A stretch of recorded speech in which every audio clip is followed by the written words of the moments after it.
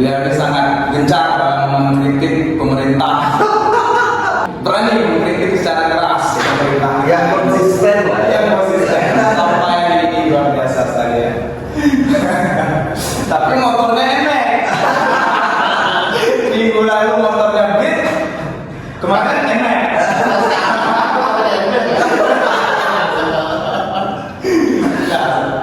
Jadi di sini juga hadir Bang Iken Habibie. Sama-sama kita ketahui beberapa bulan belakang ya, beberapa bulan belakang itu menghebohkan sedari raya. Gempa ya ternyata. Ya gimana hobi menghebohkannya dulu RTA lalu sampai ke penjuru negeri sampai ya bagaimana bobroknya bangunan di RTA. Nah hari ini Islamic Center lagi ya. Pengamatan saya itu memang bisa dikatakan isu Islamic Center ini yang memang viral dimulainya dari Bang Iken itu sudah seperti drama Turki. Ada episode-episodenya itu. Ada episode awalnya kan Gibson, apa GRC ya? GRC. Itu ada lagi keteledoran, bukan kesalahan, tapi pokoknya episode mungkin sampai hari ini muncul lagi rahasia negara. Itu kalau menurut saya ini yang paling luar biasa ya, yaitu terkait dengan pernyataan ada rahasia negara di balik gedung Islamic Center yang hari ini sedang genjot-genjotnya diincar atau dikritik oleh masyarakat luas. Tentu kita hari ini bicara santai ya, kita dengarkan bagaimana perjalanan dari awal sampai akhir khususnya Islamic Center ya.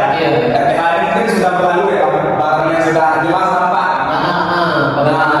Terus hari ini mungkin bagaimana dari awal perjalanan abang menyorot Islamic Center, mungkin bisa diceritakan ke pemirsa kita sampai pada hari ini. Nanti kita lebih khususnya lagi ya. Akan kita ulik-ulik. Apakah mobilnya sudah aktif?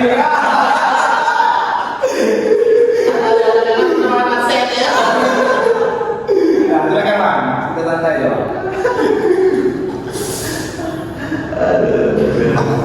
Yang jelas kamu perlu beli motor airbag baru lah. Masih mau ketemu. Jadi terima kasih nih Agus Supriyanto dan Rizwan. Pertama memang sebenarnya spontan saja berkaitan dengan video Islamic Center yang beberapa waktu lalu sempat viral, ya kan? Ya saya lihat itu dari akun saya saja itu hampir 700.000 orang yang melihat video Islamic Center yang berdinding GRC kan. Kemudian pasca itu ada lagi videonya yang sempat viral lagi, kurang lebih 2,2 juta orang yang melihat video bahwa Islamic Center yang dibangun dengan anggaran 150 miliar itu dindingnya dari GRC, ya kan? Tentu hal ini berangkat dari kegelisahan saja, karena memang Islamic Center itu kan dibangun menggunakan APBD Provinsi Jambi. APBD Provinsi Jambi itu berasal dari keringat dan uang pajak masyarakat sejambi, ya kan? Tentu kita berharap hasil dari pembangunan Islamic Center itu sesuai sebagaimana perencanaan. Toh kalau kalian pernah lihat, saya baru saja dapat itu data 3 dimensi dari perencanaan pembangunan Islamic Center itu sangat luar biasa, ya kan? Pembangunan gedungnya sangat megah, kemudian interior di dalamnya sangat indah, lalu ada taman-tamannya yang sangat bagus, gitu kan? Tapi nyatanya dan faktanya ini dari kita lihat dengan kasat mata, pembangunan Islamic Center itu sangat menyedihkan, ya kan? Sedih sampai sempat viral juga itu, Bos. Bahwa ada botol minuman Botol minuman. botol minuman anggur merah ya kan? Yang ada di sekitaran pesantren dari itu. Tamannya. Nah, Di tamannya. di tamannya ya kan? Anak-anak di Ampera, betul Ampera. Tentu kan kondisi itu tidak layak harusnya ada di sekitaran pesantren ya. Lalu kemudian saya mengikuti proses mulai dari penganggaran, kemudian proses perencanaan serta pelaksanaan. Ya. Islamic Center ini kan dibangun dengan skema 3 tahun anggaran. 3 tahun anggaran ini 10% di tahun 2022, 45% di tahun 2023, dan 45% lagi di tahun 2024. Nah, dalam proses penganggaran ini ada MOU dengan pimpinan DPR. Nah, dengan dalam MOU itu pun saya lihat pasal per pasal ada penambahan 5% dari total pagu anggaran UTS yang di dalamnya ada Center. Yang menjadi pertanyaan besar, penambahan 5% pada MOU itu dasarnya apa? Karena proses pembangunan kita ini semuanya diatur dengan regulasi, ya kan? Apa regulasi yang mendasarkan bahwa ada penambahan 5% pada proyek UTS itu? Nah, sedangkan kalau memang bicara ini adalah persoalan seandainya memang ditambah 5% itu karena ada perubahan eskalasi harga di tahun 3 tahun ke depan, kan? Kenapa pada kontrak di adendum lagi ada penambahan anggaran lagi? Maksudnya ada perubahan kontrak karena perubahan eskalasi harga. Apa mungkin ini terjadi 2 kali penambahan anggaran? Nah, itu penting yang menjadi catatan kita. Lalu kemudian kalau kita melihat dalam proses penganggaran, proses penganggaran perencanaan itu berbarengan dengan proses penganggaran pelaksanaan. Layaknya dan idealnya proses itu terjadi proses penganggaran perencanaan terlebih dahulu. Setelah proses perencanaan ini selesai, maka timbullah anggaran pelaksanaan pembangunan Islamic Center itu. Nah, ini kan berbarengan di tahun yang sama dianggarkan perencanaan dan pelaksanaan. Makanya menurut saya ini dipaksakan UTS ini bahwa baru beberapa bulan nanti gubernur yang mana program UTS pun tidak termasuk dalam visi misi. Nah, itu menjadi pertanyaan besar. Ini memang ide dari Bapak Gubernur sendiri atau pesanan dari oligarki atau memang kehendak masyarakat, ya kan? Layaknya memang pada tahun 2022 itu kita baru saja selesai menghadapi pandemi COVID-19. Semua ekonomi masyarakat itu anjlok, hancur, Tidak stabil. dalam keadaan ekonomi sangat tidak stabil pada itu. Ya. Nah, selayaknya program-program yang disusun oleh Bapak Gubernur pertama mengacu pada visi misi. Yang kedua harus berbasis apa yang menjadi kebutuhan masyarakat. Contoh, pasca pandemi ekonomi masyarakat yang hancur, tentu kemiskinan meningkat, pengangguran tinggi, kan? Harusnya program-program disusun itu bagaimana mengentaskan tingkat kemiskinan, bagaimana membuka lapangan pekerjaan bagi masyarakat atau stimulus bagi masyarakat, program-program yang langsung menyentuh bisa yang menjadi sumber pertumbuhan ekonomi kita di Jambi ini. Salah satunya penopang menjadi penopang utama adalah sektor perkebunan dan pertanian. Kenapa tidak program-program yang disusun oleh Bapak Gubernur untuk tahun anggaran 2022 itu adalah program-program yang menyentuh seperti bantuan bibit, bantuan pupuk, atau bantuan-bantuan yang sifatnya menambah produksi, meningkatkan produksi sektor perkebunan masyarakat yang ada di Provinsi Jambi Untuk meningkatkan perekonomian dan itu langsung menyentuh masyarakat. Dibandingkan dengan program-program megaproyek, ya kan? RTH tahun 2022 dianggarkan 35 miliar yang seharusnya itu bermanfaat. Kan tujuan RTH itu awalnya bagaimana RTH itu dibangun, outputnya adalah menjadi pusat UMKM yang ada di Provinsi Jambi, pusat rekreasi yang ada di masyarakat yang ada di Kota Jambi dan sekitarnya. Tapi faktanya hari ini bangunan RTH yang 34,5 miliar itu tidak fungsional, hancur, ya kan? Ini kan masalah kita kan.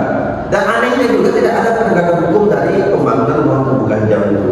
Andai kata 34,5 miliar itu digunakan pada program-program padat karya atau program-program yang langsung menyentuh masyarakat di kelas bawah, maka itu sangat membantu. Ya pada akhirnya 34,5 miliar itu terbuang sia-sia saja. Itu uang rakyat, bukan uang Pak Menu. Ini penting penegasan kepada pemerintah Provinsi Jambi agar mengusung program itu bukan berdasarkan keinginan gubernur, tapi berdasarkan keinginan dan kebutuhan masyarakat di kelas bawah. Nah, kita fokus lagi kepada SKB saya. Kalau kita lihat dari dokumen perencanaan, kan sama-sama nih. Kemarin kan saya sudah dapat dokumen perencanaan, dokumen perubahan kontrak, dokumen apa namanya, dokumen-dokumen penunjang yang terkait pelaksanaan dari Islam Pembangunan sampai center. Lalu kemudian kan baru saja kita dapat nih HPBPK terkait ODS dan tahun 2024. Setelah saya baca juga banyak sekali temuan berkaitan dengan pembangunan Islam center tersebut maupun temuan-temuan di OPD-OPD yang lain. Dan namun sekarang kita fokus pada Islam center. Nah, pada perencanaan awal Islam center itu tidak dalam bentuk dinding GRC. Dindingnya itu batu bata beton. Lalu kenapa hari ini bisa jadi dinding GRC? Nah ini kan tentu ada perubahan-perubahan dalam kontrak yang harusnya prinsip dari perubahan kontrak itu kan harus ada prinsip kausa itu sebabnya apa menjadi penyebab sehingga akhirnya diubah kontraknya yang awalnya seadanya ini, bukan seadanya awalnya tiang pancang. Pembangunan Islam Center itu awalnya tiang pancang, tapi nyatanya hari ini diganti dengan tiang baja karena diubah dalam kontrak. Seharusnya dalam perubahan itu harga tiang pancang dengan tiang baja itu berbeda, lebih mahal tiang pancang dibandingkan tiang baja. Harusnya kan volumenya berlebih, ada uang yang bersisa di situ. Tapi faktanya hari ini kekurangan uangnya sehingga ada penambahan lagi 13,9 miliar. Ya 13,9 miliar terkait pembangunan Islam Center. Itu sudah disahkan. Sudah ada depresi, sudah mulai direncanakan. Nah ini kan masalah menurut saya. Lalu kemudian yang kita masalahkan adalah hasil dari pembangunan terus, ya kan? GRC itu digunakan untuk bangunan sementara. Seperti apa? Seperti pondok-pondok, gitu kan? Seperti apa namanya? GRC juga bisa digunakan untuk sekat-sekat di dalam ruangan. Interior, bukan untuk dinding. Apalagi eksterior. Dibuat sebagai dinding GRC yang pada akhirnya menyebabkan kerentanan pada dinding itu. Kenapa? Karena GRC itu tidak tahan panas dan hujan, ya kan? Kalau untuk ketahanan itu sendiri, Bang, kalau menggunakan dinding GRC ini bisa tak lebih dari 10 tahun atau 20 tahun? Kak, saya pernah diskusi ya. Saya kan orang ini penasaran. Ada beberapa orang yang menjadi teman saya menjadi distributor GRC. Saya tanya, Bang, kalau GRC ini untuk dinding bangunan itu paling lama berapa tahun? Maksimal 5 tahun. 5 tahun maksimal. Maksimal 5 tahun ya. Itu kalau untuk bangunan yang tekanan udaranya tidak tinggi. Karena bangunan itu sifatnya kecil ya. Kalau bangunan sifatnya besar, udara itu kan ada tekanan. Ya kan? Tekanan itulah menyebabkan akhirnya sambungan antara GRC dan GRC itu retak. Lalu panas dan hujan akan menyebabkan kerapuhan dan penyusutan volume dari GRC itu. Makanya sehingga terjadi kerenggangan dari sambungan-sambungan GRC, dan itu akan rapuh nanti karena panas dan hujan itu akan mempengaruhi terhadap GRC itu. Maka kalau pada perencanaan itu bertahap sampai dengan 5 Iya. Ya kan? Mungkin maksudnya 5 tahun bukan boleh. Ini sudah banyak ya. Artinya Pak, dari perencanaan tahun mulai dikerjakan tapi sekitar 3 tahun dan selesai di 2024. Kalau dilihat dari pernyataan dari Bang Iin tadi, kita dari 5 tahun. Artinya dari 2024 ketahanannya sampai di 2029. Pas dong. Pas. Pergantian Masa periode kedua ya. Ini kan sudah panjang ya, bisa sudah panjang. Secara teknisnya mungkin sudah tersebar di mana-mana ya. Pendapat ahli konstruksi, pendapat ahli hukum, terus pendapat pemerintah dan masyarakat hari ini. Saya pikir itu sudah memahami mana yang benar, mana yang salah, mana yang keliru, mana yang keteledoran, mana yang kesalahan. Nah, mungkin kita ingin mengupas yang jarang dikupas lah ya, yang jarang dikupas lah. Selama isu Islamic Center ini abang tahu abang sorot, itu kira-kira ini kan banyak pro kontra ya kan? Ada pihak yang pro, ada pihak yang kontra mungkin kan. dan itu tidak bisa kesalahan. Ya. Nah, itu ya masalah tapi kita keledoran.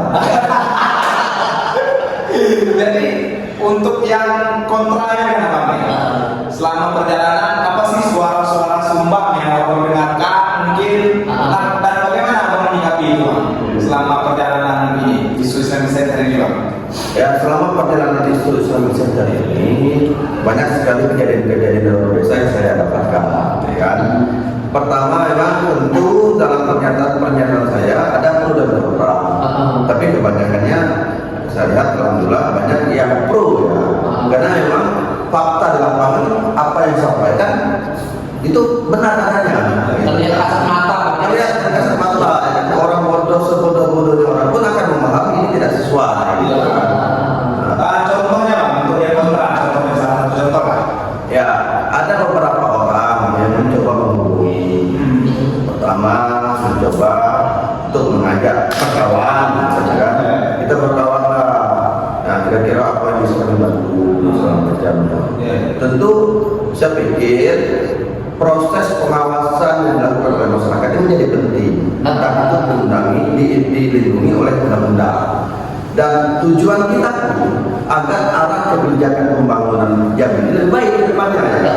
Bukan serta-merta karena kita tidak suka dengan Bapak Gubernur, kita tidak suka dengan KSPU. Enggak sedikit pun itu. Saya tidak punya masalah person dengan Gubernur maupun dengan KSPU.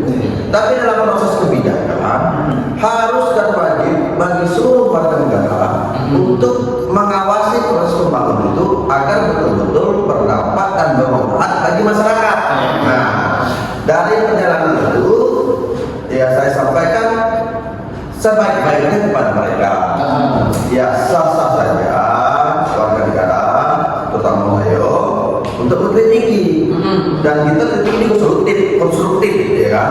Bukan karena kita tidak suka dan dislike, tidak ada. Dan rata-rata apapun tawaran dari mereka itu saya tolak. Saya pastikan itu karena saya pikir ini juga soal soal keyakinan, soal agama, soal pembangunan masjid. Gila Pak, kan kita makan duit masjid Pak, hancur kita Pak, ya kan? Tidak mungkin lah gitu. Jadi kalau mereka menunjukin, kalau makan duit hasil dari korupsi Islamic Center juga ya kan? Langsung Pak kita dilemparkan ke neraka Pak, tidak benar. Ada di tawaran untuk emek atau enggak?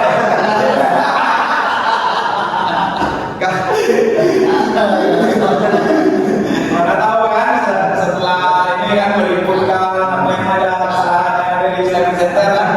Ambil emek ke lagi.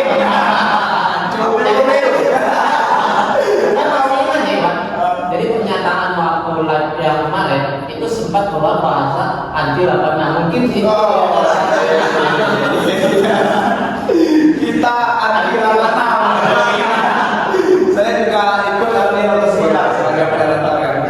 Tentu saya juga membersamai aktivitas selama perjalanan ini dan memang saya sempat mendengar juga bahwa ada sejenis apa ya bahasa ya teror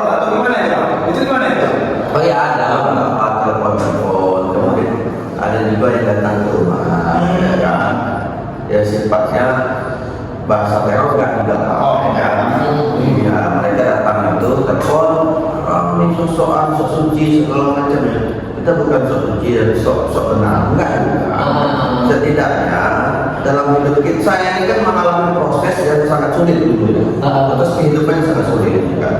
Dalam proses karena kita banyak mengalami kesulitan, tentu kita berharap setelah pada posisi kita hari ini kita punya energi yang bisa membantu. Kenapa gak kita bantu orang? Ya kan? Nah, mungkin dengan cara saya membantu agar saya bisa seperti agar diri saya ini bisa memberi manfaat terhadap seluruh masyarakat Kepulauan Jambi ini. Kalau 150 miliar itu digunakan kembali lagi pada program-program yang itu menyentuh masyarakat, sangat terbantu gitu. Sangat terbantu, anggaplah program beasiswa atau anggap program bedah rumah. Kalau duit 150 miliar itu digunakan pada program bedah rumah, itu ribuan rumah masyarakat Kepulauan Jambi ini terbantukan dan bisa bedah. Iya kan? Kalau seandainya uang 150 miliar itu digunakan pada bantuan bibit, maka berapa ribu hektar yang bisa terbantu dan tertanamkan bibit-bibit perkebunan, perkebunan pertanian Untuk relaksasi ekonomi pasca COVID itu relaksasi dan membantu pertumbuhan ekonomi masyarakat Jambi. Ini kan ada kebijakan yang goblok menurut saya, yang bodoh, gitu kan? Ada kebijakan yang mementingkan kebutuhan dari pemimpin itu sendiri, gitu kan? Kita jangan pura-pura bodoh, kan? Kalau kita anggap ini kan menjadi lumrah terjadi pada setiap pekerjaan proyek, kan? Andai kata dari 1,5 triliun itu fee proyeknya adalah 10%, maka yang didapatkan adalah sebanyak 150 miliar. Seandainya begitu ya, ini kan andai ya. Itu sudah bersih Pak untuk daerah ini. Tapi kalau dalam proses pembangunan ini adalah program-program yang kecil-kecil yang membantu kebutuhan masyarakat, itu nggak susah Pak mau diambil oleh mereka. Ini ada ya Pak. Kita kan berasumsi saja. Tapi mudah-mudahan tidak seperti itu ya. Bang, ini juga Bang, kemarin itu kan sempat viral nih salah satu pernyataan dari pimpinan itu terkait dengan adanya pimpinan apa ini? Pimpinan apa? Oh, salah. Kita punya pimpinan DPRD, kita punya pimpinan daerah. Jadi kita satu saja ya. Jadi pernyataannya tidak lebih seperti ini Bang. Ada yang sengaja datang ke sana kemudian merusak bangunan dan divideokan. Nah kita tahu nih Bang, yang hari ini viral dengan video-videonya itu adalah apa? Salah satunya Karena ada yang lain ya. Karena ada yang motor minuman tadi kan. Ini Bang, kan kenapa terkait dengan statement itu Bang? Itu seperti apa Bang? Ada oknum yang sengaja masuk ke Islamic Center, menghancurkan Islamic Center, lalu memvideokan dan memviralkan untuk merusak citra. Mau merusak citra, tidak perlu merusak citra, memang sudah rusak. Jadi beginilah. Kalau saya jadi seorang pemimpin, apa salahnya kita mengakui kalau memang ada keliru di situ? Bijaksana saja. Jangan kelebihannya Logikanya seperti ini ya teman-teman. Itu kan upaya atau statement menutup-tutupi kesalahan yang mereka lakukan. Ya, saya perfect saja. Logikanya, bagaimana mungkin seorang masuk ke dalam Islamic Center yang menjadi sorotan dan banyak orang di situ. Ya kan ada sampah juga, ada penjagaan juga. Terus merusak, dibiarkan ke mereka. Tidak mungkin kan? Lalu yang kedua, bagaimana mungkin oknum itu bisa manjatkan saya, membocorkan saya itu? Ya kan? Saya nggak bocor. Lalu bagaimana mungkin juga seseorang oknum tadi masuk ke dalam Islamic Center mengganti beton, Mengganti beton dengan GSI ya. mengganti seluruh dinding Islamic Center lantai 2 itu dari beton ke GSI. Itu sangat-sangat oknum berkelas. Oknum yang sangat hebat dan seperti bisa membuat jadi dalam satu malam. Jadi ini oknum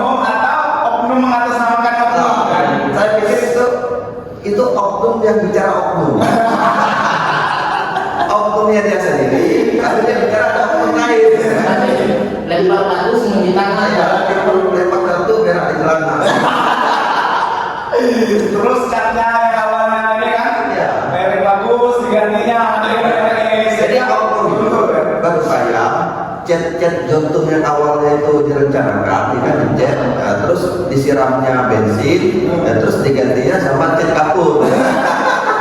Sungguh luar biasa gitu ya. Itu gubernur seharusnya bijaksana saja, ya kan? Ya memang betul terjadi beberapa kerusakan pada Islamic Center. Karena ini masih masa pemeliharaan, maka nanti saya tekankan pada pelaksananya atau kontraktornya untuk memperbaiki, ya kan? Itu kan lebih bijaksana daripada menuduh oknum yang oknumnya dia sendiri.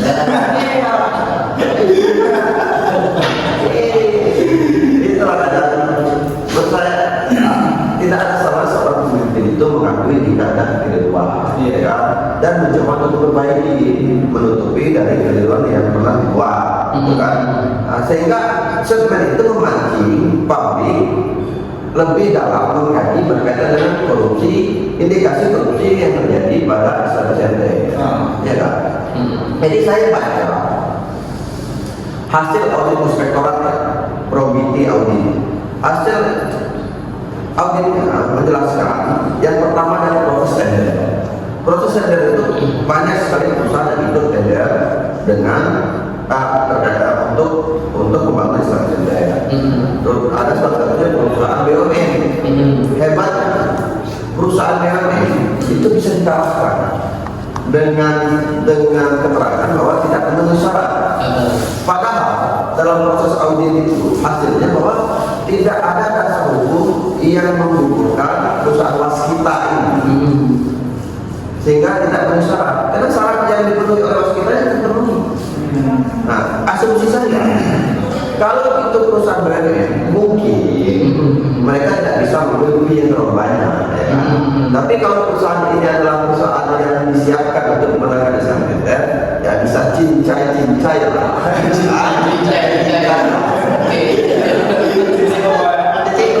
Cincai olah.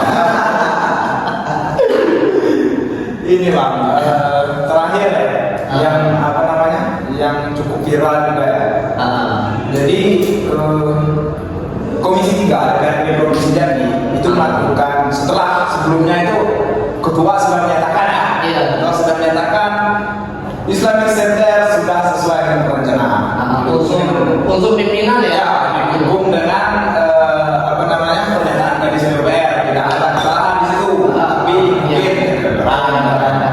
nah setelah pernyataan itu mungkin publik masih ragu, kemudian datanglah Komisi 3 DPRD provinsi itu langsung sidak, langsung ngecek informasi bagaimana sih Islamic Center itu yang mau dibicarakan masyarakat kami. Nah di situ saya sempat melihat di cuplikan video itu Kadis PUPR menyatakan ini ada media yang bertanya, kira-kira apa alasan Bapak untuk tidak membuka ke publik, sedangkan itu adalah informasi publik terkait secara detail penggunaan Islamic Center. Namun dengan tugasnya Kadis PUPR menyatakan itu tidak bisa saya buka, karena mungkin di situ ada rahasia negara katanya, ada rahasia negara. Kalian kalau mau laporkan, silakan laporkan ke Komisi Informasi. Nah, itu bagaimana Pak? Kita sebagai masyarakat ini sangat bingung kan? Bingung lah dengan sikap-sikap dari pemimpin kita ini. Dengan rahasia tadi ya. Kok bisa? Ada rahasia apa dalam Islamic Center? Saya berpikir dengan ditunjukkannya sikap ketertutupan pemerintah, itu semakin besar ada bangkai yang besar gitu yang ditutup-tutupi lah. Itu bagaimana pandangan apa gitu? Tapi ingatlah bahwa sepandai-pandai tupai lompat pasti jatuh juga.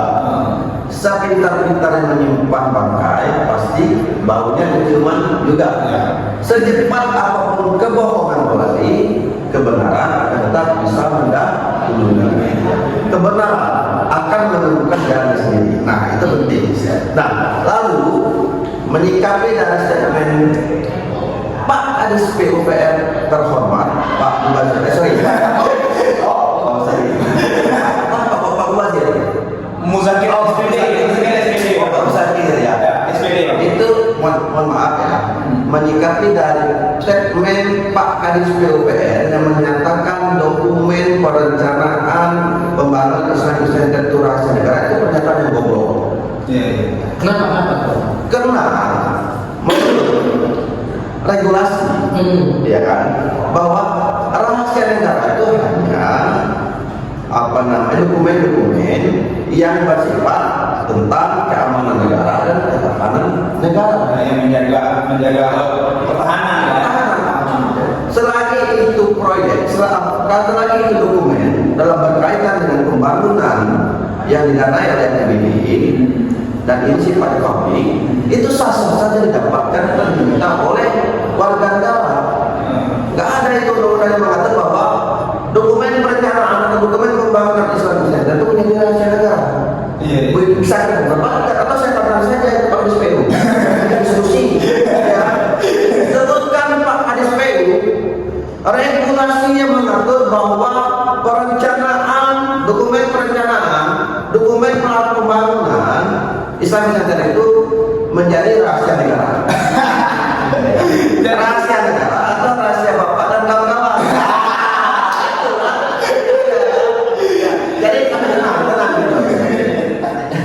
Dokumen-dokumen yang dimintai teman-teman itu sudah ada semua begitu. Oh, sudah ada. Dokumen perencanaan, dokumen sisiko, dokumen kontrak, dokumen dulu, ya kan? Sampai dengan proses hasil audit inspektorat dan hasil audit BPK. Terlepas mungkin saya agak ragu terkait hasil dari proses HPBPK. Namun faktanya setelah kita bandingkan item pada perencanaan, jadi perencanaan awal untuk perencanaan terakhir itu kan berbeda, ada perubahan harga, perubahan item. Saya baca pada dokumen perubahan kontrak yang terakhir. Ada markup harga di situ. Contoh, harga korek api yang seharusnya harganya 1.500 rupiah, tapi dibuat dengan harga 2.500. Padahal di pasaran harganya 1.500. Nah inilah menurut saya dugaan markup harga terjadi pada item pembangunan Islamic Center. Salah satu saja yang menjadi temuan BPK. Rekomendasinya sudah cek ulang. Temuan BPK itu mengatakan bahwa pada bangunan Islamic Center yang luasnya 23.000 meter persegi dalam kontrak harus menggunakan cat sejenis jotun atau bulu. Tapi faktanya di lapangan tidak menggunakan cat itu, cat arsitek yang mungkin yang harganya separuh dari harga dalam kontrak. Sehingga pada akhirnya BPK merekomendasikan Gubernur dan Gubernur harus sampaikan kepada pelaksana harus dicek ulang itu barang, karena tidak sesuai dengan spesifikasi dalam kontrak. Itu hal mungkin saja. Belum lagi hal-hal yang tidak kelihatan, kan? Hal-hal seperti struktur fondasi, kemudian dari granit saja. Dari granit itu kan sebenarnya kalau kita beruntung itu granit murah, tidak layak untuk dibangun untuk masjid yang harusnya menjadi tempat ibadah kita sebagai umat muslim. Nah ini kan sangat mengecewakan hasil pembangunan itu. Lalu ketika kita kritiki, kita sampaikan ke publik bahwa ini tidak sesuai dengan seharusnya, kita dianggap orang menjadi musuh. Padahal ketika saya dengan Pak Gubernur, agar langkah Pak Gubernur tidak salah, ya kan? Mungkin saja Pak Gubernur tidak tahu, mungkin lupa, atau mungkin Pak Gubernur juga ikut serta dalam sisi kode cincai olah. Jadi gini Bang, saya masih penasaran juga Bang terkait dengan tadi ada kerahasiaan ya. Kalau menurut saya gini Bang, itu kan Abang tadi juga sempat menyinggung terkait dengan RTH ya. Jadi kalau saya melihat ke belakang, itu RTH pada waktu itu sempat genjot-genjotnya dikritik oleh masyarakat, termasuk juga salah satunya apa? Itu banyak sekali kegiatan-kegiatan yang diadakan di lokasi RTA. Nah, namun beberapa waktu setelah itu, setelah mulai pendiamnya tidak terlalu viralnya, nah kegiatan-kegiatan itu mulai menurun. Nah, begitu pun dengan hari ini Islamic Center, kalau kita lihat ya, itu beberapa kegiatan itu sudah mulai dilaksanakan di sana. Bahkan kabarnya kantor Pol PP juga diarahkan ke sana ya. Kantor Sorry, oke. Kemudian satu yang kedua juga gini bang, ini kan ada juga yang terbaru bahwa Ustadz Abdul Somad bakal datang ke Gani, kemudian akan melangsungkan kegiatan di Islamic Center. Nah, apakah ini salah satu strategi orang itu untuk menyembunyikan rahasia-rahasia negara yang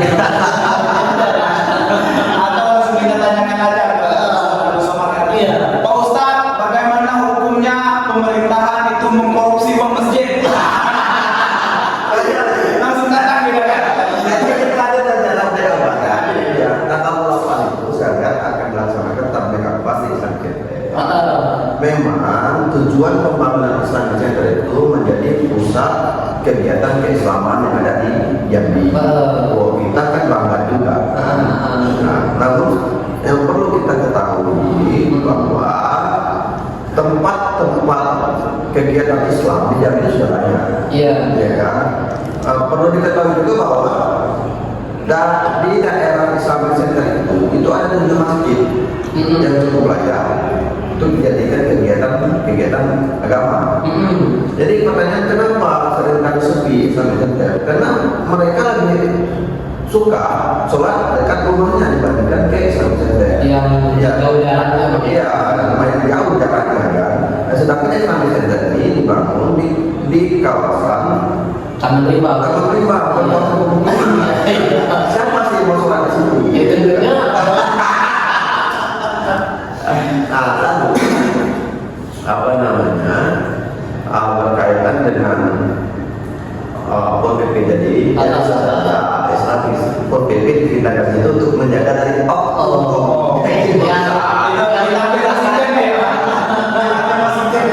saja. Iya. Jadi Pak, ini sudah sangat panjang dan juga banyak dokumen-dokumen lah yang abang bagikan, mulai dari HPBPK, audit inspektorat, terus yang terbaru RAB ini perencanaan pembangunan. Nah, publik hari ini mungkin banyak yang bertanya, kapan ini aparat penegak hukum bisa turun? Gitu. Ya. Kapan APH bisa turun? Apa langkah bang selanjutnya untuk ini? Ya, yang jelas begini, ini kan teman-teman semuanya setelah kita viral kemarin, banyak yang menyoroti, baik itu LSM, baik itu Memakati, baik itu wartawan, jurnalis, ya kan? Ini semuanya menggelinding sudah. Nah, publik semuanya sudah tahu. Yang jelas kita berupaya nanti kita bukakan per item di mana letak korupsinya, mulai dari proses tender, proses pelaksanaan, perubahan-perubahan kontrak yang ada, kemungkinan maaf harga yang dilakukan. Nah, pada hasil akhirnya nanti kita buat nama kronologis dari mana awal mula ini dugaan korupsi pada proses perencanaan, pada proses anggaran, kemudian pelaksanaannya di mana saja yang korupsi, ada PT apa saja yang dimaaf, lalu kemudian kita akhirnya pada aparat penegak hukum, ya kan? Nah, berkaitan dengan proses penegakan hukum itu kan bukan wilayah kita. Kita hanya bisa mendorong, melaporkan, lalu kemudian kembali lagi ke aparat penegak hukumnya. Saya berharap Allah akan selalu membukakan hati-hati mereka, baik itu Polda Jambi, baik itu Kejati, baik itu KPK, bahwa ini adalah rumah ibadah. Jangan sampai terjadi permufakatan jahat di dalam itu, gitu kan?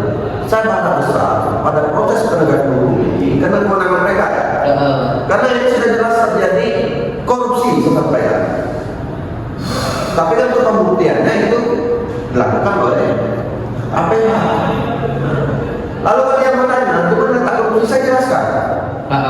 Saya akan jelaskan dan saya akan tunjukkan bukti-buktinya. Akhirnya bertanggung jawab Bang dari pernyataan itu. Saya bertanggung jawab kan dari kaidah-kaidah keilmuan, baik itu keilmuan tentang teknik infrastruktur maupun kaidah-kaidah hukum yang mereka langgar. Ya kan? Saya bantu jelaskan dan saya buktikan bahwa ada korupsi terjadi pada proses pembangunan Islamic Center. Nah, namun untuk itu bisa dikatakan korupsi atau tidak, itu kewenangan dari APH. Tapi berdasarkan dari pemikiran saya, dari keilmuan yang saya pahami bahwa terjadi korupsi pada proses pembangunan Islamic Center. Coba bayangkan, uang 150 miliar itu pada perencanaannya itu sangat bagus, sangat megah, tidak seperti apa yang hasil yang terjadi hari ini. Kalau kita lihat di situ ada taman, ya Bang, ada taman yang sangat indah, ada danau di situ kan. Di depan Islamic Center itu, di jembatan itu, kalau saya lihat, itu danau di depannya, di bawah jembatan itu danau, dan dikelilingi air. Kalau kita lihat ya, dikelilingi apa namanya itu, bahasa konstruksi kan. Jadi ini sudah sangat terang benderang, kalau menurut pemikiran saya itu sudah sangat terang benderang. Hingga hari ini ya mungkin langkah dari penegak hukum lagi, penegak hukum masyarakat ini sudah sangat resah sekali Pak. Sudah sangat resah, sudah sangat ingin melihat bagaimana penegak hukum bisa menyikapi hal ini. Pada proses perencanaan itu, dalam bangunan Islamic Center itu, pertama interior sangat bagus. Tiang itu tiang panjang, tiang bulat. Ya, kalau kita lihat perencanaan itu di dalam gedung Islamic Center tiang-tiang itu tiang bulat. Bukan tiang baja. Bukan ya. Ya. Mungkin yang bikin lebih mantap dan aku terkadang yang ada nampak peta ya kan. Mungkin itu rencananya bukan tiang bulat. Lalu kemudian anggaran 150 miliar itu plafon sudah selesai, interior sudah selesai, tapi dilakukan perubahan kontrak, menghilangkan item-item itu. Terus kemudian pada perjalanannya itu dinding beton, batu bata ringan, tapi diubah jadi GSC pada perubahan adendum kontrak. Nah ini kan harus ada penjelasan, harus mengandung konsep kausalitas, ada justifikasi teknis di situ, dan ada pertanyaannya. Kenapa ini berubah? Apa alasannya? Sebenarnya kesimpulannya kecil, kesimpulannya simpel. Kesimpulan ini bangunan gagal perencanaan, yang mengakibatkan gagal bangun dan gagal konstruksi. Ya kan? Kalau pada perencanaan ini bangunan bisa tahan 20 tahun, kita berani bertaruh. Ini bangunan 10 tahun saja tidak akan muncul. Belum 10 tahun, masih baru beberapa bulan dari sembilan, kan sudah nampak nih. Ada yang bocor, ada yang hingga banjir, kan? Ada yang rusak-rusak, ada dinding yang jebol juga sudah jebol. Kemudian juga sambungan antar GSC dan GSC itu sudah mulai renggang, ya kan? Karena memang ini bangunan, kesimpulan saya berdasarkan keilmuan dan keyakinan saya dalam memahami bangunan Islamic Center itu, ini bangunan gagal perencanaan yang mengakibatkan gagal bangun sehingga dikategorikan gagal konstruksi. Itu kesimpulannya. Kalau komitmen terakhir nih Pak, apakah Abang akan tetap mengawal persoalan ini sampai memang benar-benar terbukti persoalan dugaan korupsi Di ranah hukum ya? Di ranah hukum khususnya Pak. Teman-teman, ini hanya persoalan waktu saja, kan? Kita tidak tahu apa yang terjadi dalam proses penegakan hukum di Jambi ya. Namun percaya kalau kita berkaca pada provinsi sebelah, Bapak ada yang itu ditetapkan sebagai tersangka 10 sampai 15 tahun ke depan dari proyek-proyek yang dianggap salah sebelumnya. Pasca jabat. Ini hanya butuh waktu. Iya. Pasti akan ada penegakan hukum seadil-adilnya ke depan, ya kan? Hari ini mungkin dia masih menjabat, masih punya kekuasaan, ya kan? Ke depan, setelah itu kita tidak tahu, ya kan? Dan bisa saja sebelum juga selesai jabatan ini juga dilakukan penegakan hukum. Terlepas dia terlibat atau tidak, minimal OPD terkait pembangunan Islamic Center pasti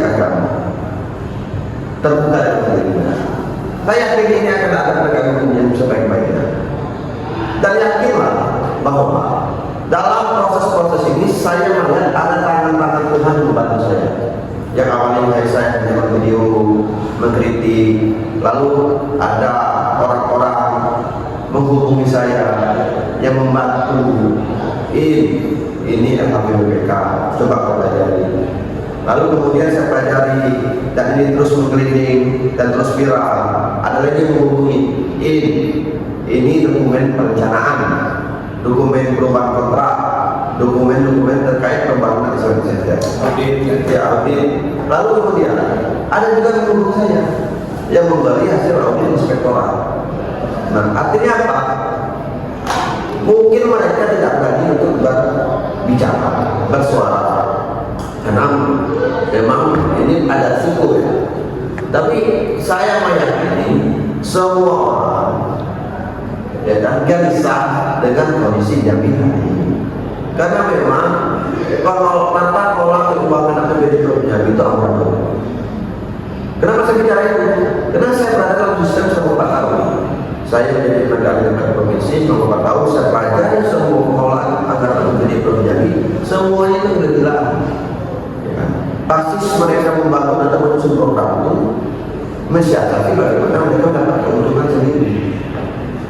Bukan untuk kesejahteraan masyarakat. Yang seharusnya program-program yang disusun oleh pemerintah Provinsi Jambi itu outputnya adalah kesejahteraan masyarakat, bukan menguntungkan personal atau kelompok-kelompok tertentu. Jadi bisa dikatakan beberapa proyek, mega proyek yang ada itu kan proyek mercusuar ya Bang, di mana manfaatnya masih bisa diperdebatkan, masih bisa kita perdebatkan di ranah publik, dan kemudian hasilnya hari ini ya belum ada manfaat atau dampak yang signifikan terhadap baik itu perekonomian, sosial dan lain-lain gitu Pak. Betul, pintar sekali. Angkat dia di sini.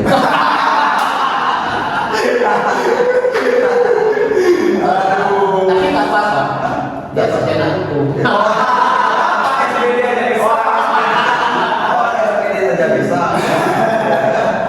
Tapi insya Allah kalau kita jadi KBCU kita nggak akan mana hukum. Kita sarjana hukum. Dia tidak sarjana hukum lagi, magister hukum. Iyalah. Yang jelas ini bukan kesalahan, tapi keteledo. KBCU kata kita. Ya. Tapi kalau kata kita ini korupsi, kita korupsi. Dan ini berjemaah.